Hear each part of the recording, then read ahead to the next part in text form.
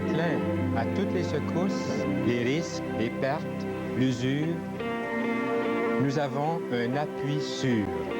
Mesdames, Messieurs, bienvenue à l'émission Toute la Bible en parle. Le chapitre le mieux connu de toute la Bible est sans aucun doute le psaume 23. Pour nous en reparler, Monsieur et Madame André Ely d'Edmonton reviennent à l'émission pour reprendre ce sujet, l'Éternel, notre berger. Et moi, je vais prendre quelques secondes maintenant pour vous parler de cette brochure intitulée « Brièveté de la vie ». J'espère que vous allez nous appeler tout de suite pour en faire la demande. C'est gratuit. Les gens nous appellent pour demander « Est-ce que c'est gratuit? » Oui, c'est gratuit, nous vous l'offrons. Et aussi l'Évangile que nous vous offrons si vous en faites la demande. En même temps, pourquoi ne pas nous demander à quel endroit vous pouvez assister à des études bibliques. Nous serons très, très heureux de faire votre connaissance à ces études. Vous savez, après avoir parcouru toutes les routes de cette vie, aurez-vous trouvé celle qui vous conduira dans ce lieu de grande sécurité? C'est très important. J'ai échappé mon petit livre sur le plancher. Là, je vais me plier, me pencher. Je vais vous lire quelque chose ici. Je vous supplie de ne pas gaspiller votre vie. Je vous exhorte à voir loin et à ne pas vivre pour ce monde seulement. Profitez de ce moment fugitif, appelé la vie, pour vous préparer pour l'éternité. Un extrait du petit livre que nous vous offrons. Et c'est justement ce que le trio va faire pour nous. Ils vont nous parler de cette grande sécurité. Le groupe Harmonie qui est là est composé de Suzanne Lortie, de Janine Fréchette et de Muriel Duguay. Et je peux vous dire que ces filles ont trouvé ce chemin qui mène vers une place là-haut. Nous les écoutons bien attentivement parce que vous aussi, vous pouvez prendre ce chemin vers cette place.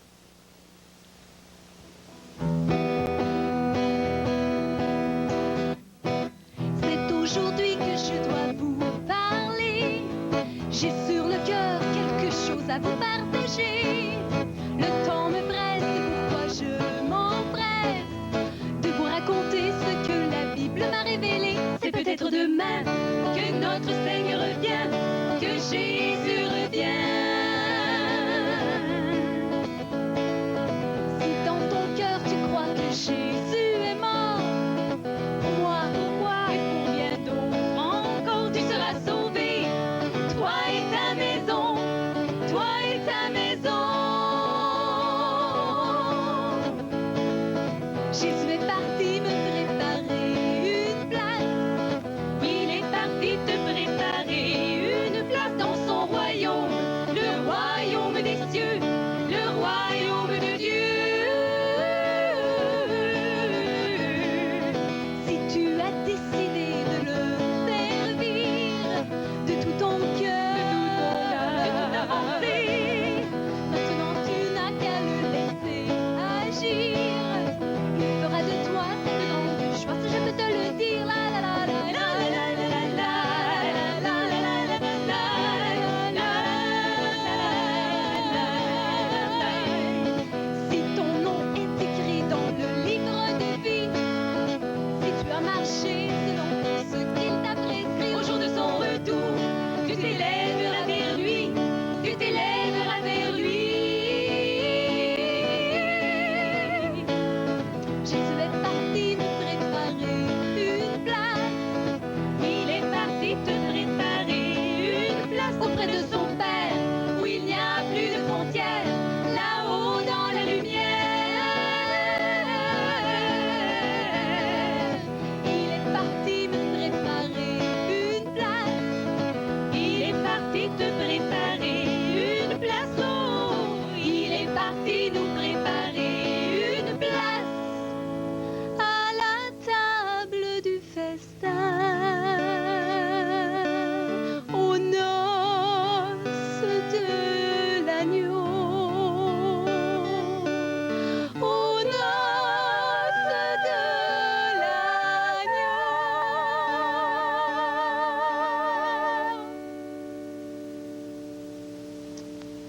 Y serez-vous à cette table, aux noces de l'agneau?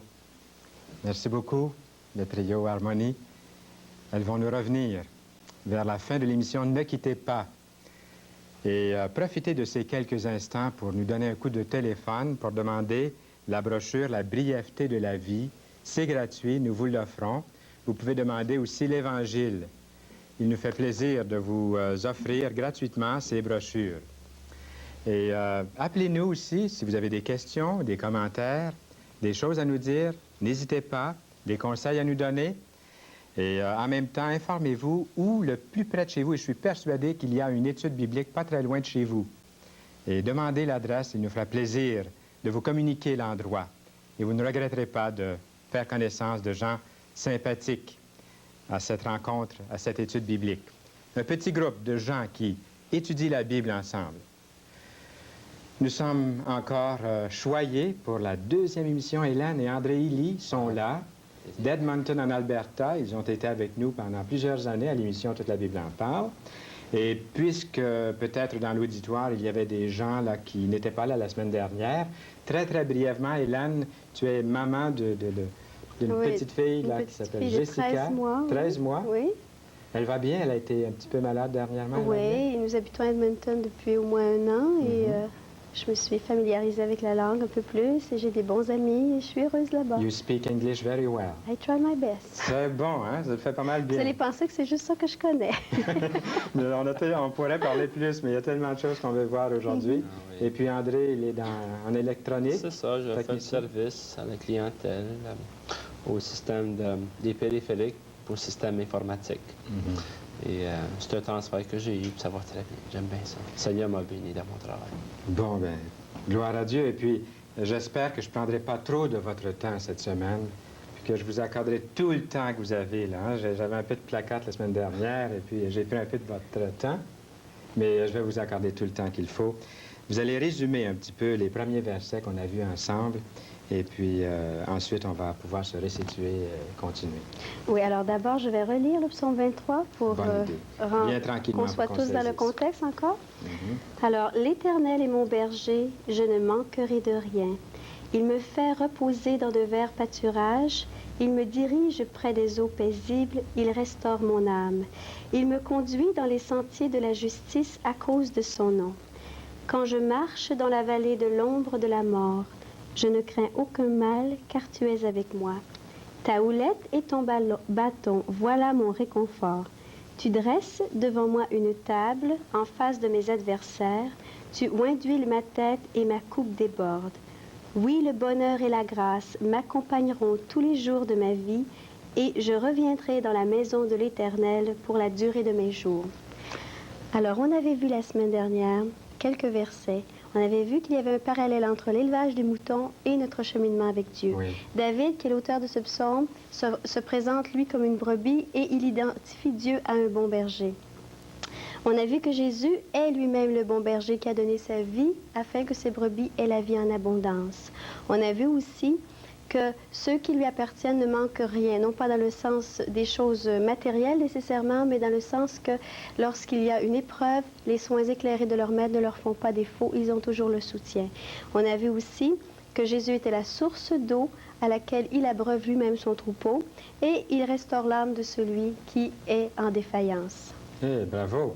Et maintenant, qu'est-ce qu'on aurait pu voir et puis qu'on n'a pas vu? Mais est-ce que tu allais dire quelque chose, André? Oui, pour continuer ce que j'aurais dû faire, ce que j'aurais dû faire la semaine passée, il me conduit dans les sentiers de la justice à cause de son nom. Les brebis sont des créatures aux fortes habitudes et bien ancrées. S'ils sont laissés à eux-mêmes, ils suivront toujours, tous les jours, les mêmes pistes, jusqu'à les creuser en sillon. Et un berger intelligent sait ces choses. Et par précaution, il gardera son troupeau continuellement en mouvement. Et alors, il faut avoir un bon plan d'action, bien établi, surtout. La réputation du berger est qu'un berger repose sur sa... La réputation du berger se repose sur sa capacité de conduire son troupeau vers des prairies solubles et fraîches. Mhm. Tournons maintenant vers l'aspect humain de ce thème. Tout comme les brebis sans berger se suivent bêtement et aveuglement, tout au long des mêmes pistes. Nous, les humains, nous faisons la même chose. Aux mêmes habitudes. Nous avons pris des chemins qui ont ruiné des familles, des couples. Et Croyant que c'est la bonne voie, on C'est suit ça. toujours le même sillon. Jusqu'à éliminer Mhm. une civilisation entière. C'est vrai. Et lorsqu'il est écrit en Ésaïe 53, 6, ça nous dit « Nous étions tous errants, comme des brebis. Chacun suivait sa propre voie. » Et puis, Jésus, venant dans ce monde, a crié « Je suis le chemin, la vérité, la vie. Mhm. Nul ne vient au Père que par moi. » Et puis, aussi, il dit « Je suis venu afin qu'ils aient la vie et qu'il ait en abondance. » Un berger, c'est ça. Il veut le meilleur pour ses brebis. Et Jésus promet à tous ceux qui le suivent qu'il les guidera dans la vérité et qu'il les conduira jusqu'à son Père. Mhm. Il n'y a personne d'autre qui peut le faire. À cause de son nom, Jésus, il tient à garder sa réputation. Il tient parole à tous ceux qui veulent le suivre. Qui veulent le suivre et qui connaîtront lumière, paix et repos. Mhm. C'est lui vraiment le bon berger qui peut guider sûrement. Il n'y en a pas d'autres. Les philosophes, les grands connaisseurs de ce monde ne remplacent pas ce bon berger. Et où en sommes-nous maintenant, Hélène, là? Est-ce que nous sommes rendus où aller? André doit encore Oui. continuer Là, parce c'est que... ici, je dois commencer. Oui. Ça devrait Ah, bon. Ça, on est rendu à cette semaine-ci. Oui, ça, c'est terminé. ça. On a Le sujet de la semaine rattrapé dernière. le Bon. temps. Alors là, je t'écoute pour voir où est-ce Quand qu'on je en est marche rendu. dans la vallée de l'ombre de la mort, Oui. je ne crains aucun mal. Ça doit parler de la mort physique. Non, nous allons voir ça ici. OK, je t'écoute. Un berger consciencieux ne mène jamais son troupeau là où il n'est pas lui-même passé. Mhm. Il précède toujours pour connaître soigneusement la région. Les avalanches, Mhm. des grandes rivières. Oui. Et ceci nous ramène à Jésus, le bon berger, qui est avec ceux qui le suivent en toutes circonstances. Jésus nous suit partout. Et tout comme les brebis, pour gagner de la hauteur, doivent cheminer sur des pentes de montagne qui passent par des ravins, des crevasses. Mhm. Et le peuple de Dieu marche parfois péniblement dans cette terre. Ça Ceux qui prennent ce genre ressemble de beaucoup, chemin. oui, Oui. à ça. Et puis, il faut remarquer aussi que le verset qui dit « Quand je marche dans la vallée de l'ombre de la mort », cela ne signifie pas que j'y meurs, physiquement je suis mort, Mhm. ni que je suis arrêté, mais que je marche. Ah oui. Alors c'est un être qui est vivant, puis qui en chair et en os. Alors, lorsque Jésus nous conduit et que nous avons trouvé de durs moments, Jésus nous fait passer par ces moments-là pour prouver comment qui est là, comment il est bon, qu'il est capable de nous passer en travers de ces épreuves. Et d'ailleurs, il nous donnera toujours la grâce de passer en travers, malgré les épreuves. Mhm. C'est ça, la sombre vallée. Mm. Bien vivant, mais on voudrait se voir mort des fois. Oui. Tellement que c'est ténébreux, puis... Est-ce que vous avez passé par des moments comme ça? Est-ce que vous avez passé par la sombre vallée? Sans berger? Qu'est-ce qui arrive après ça, Hélène? Alors là, nous en sommes rendus à ta houlette et ton bâton me rassure. Au Moyen-Orient, les bergers utilisent encore le bâton et la houlette. Oui. Alors, on va voir ce que c'est le bâton. Le bâton, c'est un instrument de défense, autant pour le berger que pour son troupeau. C'est un symbole de force, de puissance et d'autorité. Les brebis ont un réconfort à voir dans la main de leur maître, le bâton. Nous-mêmes, le bâton de Dieu, c'est sa parole. Et elle est un réconfort pour nous, elle est une autorité pour nous, elle est un moyen de défense aussi. Alors, on dit que le bâton du berger est l'extension de son bras, la parole de Dieu est l'extension de la pensée de Dieu et de ses c'est intentions intéressant. à notre égard. C'est beau, ça. Le bâton aussi sert d'arme d'armes pour la discipline des brebis. Parce que parfois, il y a une brebis qui va aller à l'écart, elle s'approche de danger quelconque. Alors là, le berger va lancer son bâton en sa direction, puis là, ça lui dit ramène-toi, là, retourne au troupeau. Alors, la même chose, la parole de Dieu fait la même chose pour nous. Elle nous communique la pensée de Dieu sur les fautes qu'on fait. Elle nous ramène. On dit de l'Écriture que ce livre vous gardera du péché. Et c'est vrai, quand on lit la parole de Dieu, on prend conscience du péché. Le Seigneur, par son esprit, nous le révèle. Le bâton aussi sert à l'examen des brebis, parce que les brebis ont une longue toison. C'est difficile de voir les parasites, les blessures ou les maladies. Alors, le berger doit, avec son bâton, passer assez souvent chaque brebis, excusez, chaque brebis avec son bâton pour voir s'il y a des imperfections, des maladies. La parole de Dieu fait de même pour nous. Elle nous montre tels que nous sommes. Oui. Et nos défauts cachés apparaissent au grand jour. Elle nous remet en question quotidiennement. Exactement. Exactement. Alors, là, le bâton aussi, comme arme défensive que j'ai parlé tantôt, sert au berger pour faire fuir les animaux sauvages. Quand Jésus a été tenté au désert, quand il a rencontré Satan, il s'est servi de la parole de Dieu. Alors, la parole de Dieu est aussi une arme pour nous défensive contre les attaques de l'ennemi. On peut toujours compter que l'ennemi sera chassé si on lui répond avec la parole de Dieu. Oui. Maintenant, voyons la houlette. La houlette, elle identifie le berger en tant que tel. Personne, dans aucune autre profession, n'utilise une houlette. C'est un genre de bâton à l'extrémité avec arrondi, là, avec comme un genre de crochet. Il aurait deux bâtons, donc? Il aurait le bâton et la houlette. Ce sont deux instruments. Un instrument, c'est pour la défense, le bâton, et la houlette, c'est un instrument de paix. C'est un instrument comme de réconfort pour la brebis. Ils disent qu'elle est dessinée, façonnée et adaptée spécialement aux besoins des moutons. Il va s'en servir, par exemple, jamais pour discipliner, jamais il va corriger une brebis avec ça, mais il va s'en servir pour rassembler le troupeau, pour, mettons, amener un jeune petite brebis à sa maman, afin que ses mains ne le touchent pas, parce que la brebis n'accepterait pas le petit mouton s'il avait été touché par les mains du berger. Il va s'en servir aussi pour amener une brebis à lui. Ça, c'est tout doucement, c'est amicalement. Quand il veut examiner une brebis, il la pousse un peu avec sa houlette et puis elle vient à lui. Elle sait, la brebis, qu'elle n'est pas corrigée à ce moment-là. Et il s'en sert aussi pour quand il veut conduire les brebis sur un nouveau chemin. Alors, Jésus, on a vu tantôt que la parole de Dieu était... le bâton était le symbole de la parole de Dieu. La houlette est le symbole du Saint-Esprit. Jésus, dans ses rapports avec nous, il nous a donné le Saint-Esprit pour nous réconforter, nous consoler, pas pour nous faire du mal, mais pour qu'il soit à côté de nous quelqu'un avec qui on se sent bien et on se sent heureux. Alors Jésus, le Saint-Esprit d'ailleurs, fait comme la houlette. Il nous rassemble les uns les autres, il nous conduit à Jésus, puis il nous mène sur des chemins nouveaux dans la vérité. Voilà. Vous en apprenez des belles choses. On vous écoute avec beaucoup d'attention.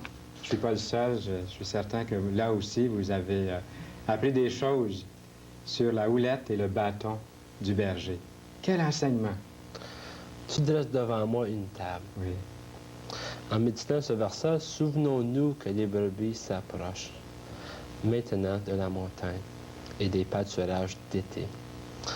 Dès l'arrivée du printemps, le berger consciencieux ira vers les contrées sauvages pour fixer le futur itinéraire. Il parcourra ces herbages avec grand soin, cherchant à connaître les meilleurs emplacements pour son bétail, pour la saison prochaine. Oui. Et puis, ensuite, juste avant l'arrivée des moutons, il entreprendra quelques-unes, visites dépendant. Il fera des expéditions pour préparer l'alpage. Il vérifiera s'il y a des plantes vénéneuses ou même s'il y a des empreintes des animaux sauvages qui se cachent très facilement et vite dans les rochers. Monsieur le loup, par exemple. Monsieur le loup, bien sûr. Alors, le parallèle avec la vie chrétienne est que Christ, notre berger, est déjà passé avant nous par toutes les situations, toutes les difficultés que nous pouvons rencontrer. Il nous dit aussi qu'il est devenu pleinement participants de la nature humaine sur cette terre. Alors, nous voyons comment Jésus veut le meilleur pour nous. Il dresse une table devant nous, tout est là. Il s'arrange qu'il n'y ait aucun danger. C'est beau, c'est calme. Nous sommes en train de commenter le psaume 23, puis on sent le calme de Dieu en parlant. Moi, je le ressens en tout cas. Puis d'autres ici aussi, en studio, et puis là où vous êtes sûrement. Alors, nous en sommes à Tu oins d'huile ma tête. Pour les brebis, la saison de l'été peut tourner en un réel cauchemar à cause de la saison des mouches. Les brebis sont assaillies par les mouches nasales qui vont déposer leurs petits œufs dans les narines des moutons et qui vont, à quelques jours, devenir des larves qui vont entrer à l'intérieur, qui vont se creuser à l'intérieur de la tête, puis là, ça va inflammer. Et ça va être très, très douloureux. Puis les moutons sont complètement pris de panique quand ils voient les mouches nasales, puis ça court partout. Puis on dit que même ces mouches-là peuvent produire la cécité chez l'animal.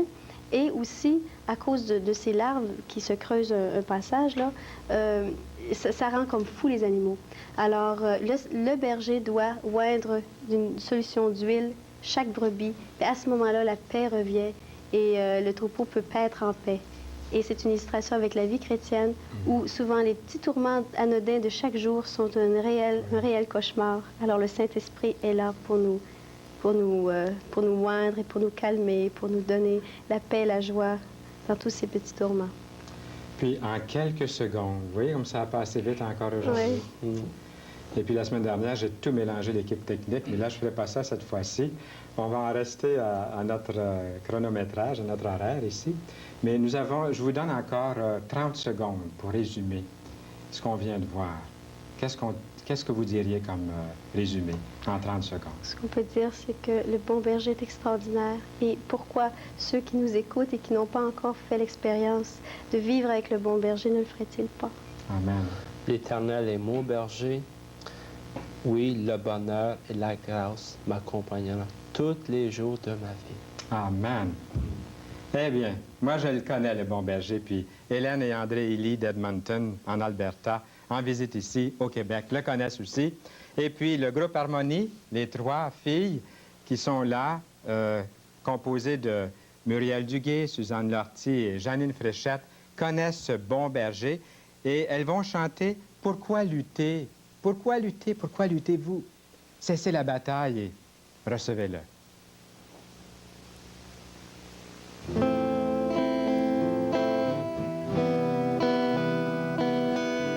C'est bien facile d'écouter les choses que Dieu a annoncées, mais à ton tour, il veut de toi un pas de foi, un pas de toi.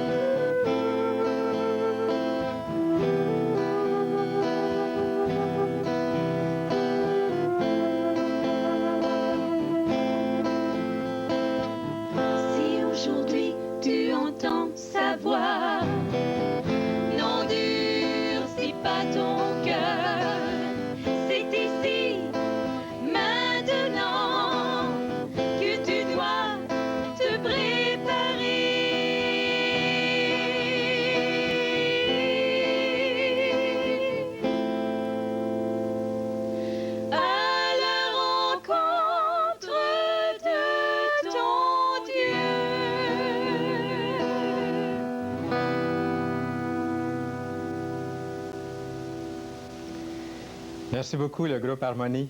Et revenez-nous. Ils seront avec nous encore la semaine prochaine. Ne manquez pas l'émission. Appelez vos amis et faites-le connaître autour de vous. J'aimerais vous lire quelque chose de l'Évangile que nous vous offrons. Écoutez bien, ça a rapport avec l'émission d'aujourd'hui et de la semaine dernière. Jésus leur dit, au verset 25-26 de Jean 10, « Vous ne croyez pas parce que vous ne faites pas partie de mes brebis. » Quelle chose affreuse à dire! Mais le Seigneur ajoute, « Mes brebis écoutent ma voix. » Est-ce que vous avez écouté sa voix? « Je les connais et elles me suivent. Je leur donne. » Il ne dit pas « je leur fais gagner ». Je leur en fais arracher. Je leur donne, c'est un cadeau. Je leur donne. Avez-vous reçu? La vie éternelle. Elles ne mourront jamais. Et écoutez bien la promesse. Et personne ne les ravira de ma main. Ce que mon Père m'a donné est plus grand que tout. Et personne ne peut rien arracher de la main du Père. Le Père et moi, nous sommes un. Connaissez-vous ce bon berger? Dans le même évangile, Jean-Baptiste, en voyant venir, Jésus l'a appelé l'agneau de Dieu. Il a dit, « Voici l'agneau de Dieu qui ôte le péché du monde. » Là où vous êtes en cet instant, ne voulez-vous pas recevoir sincèrement et sérieusement ce bon berger qui vous aime? Faites-le nous connaître. Dites-le nous, appelez-nous. Et merci à André et Hélène Illy. Et bon voyage de retour en Alberta. Et nous saluons les gens de là-bas aussi. Nous remercions le groupe Harmonie et nous vous rappelons que cette brochure, La brièveté de la vie, est gratuite. La semaine prochaine, nous aurons le plaisir d'accueillir à nouveau le groupe Harmonie. Pierre et Claudette Pellerin de Sherbrooke seront là avec nous. Ils nous partageront leur foi. C'est Fernand Saint-Louis au nom de...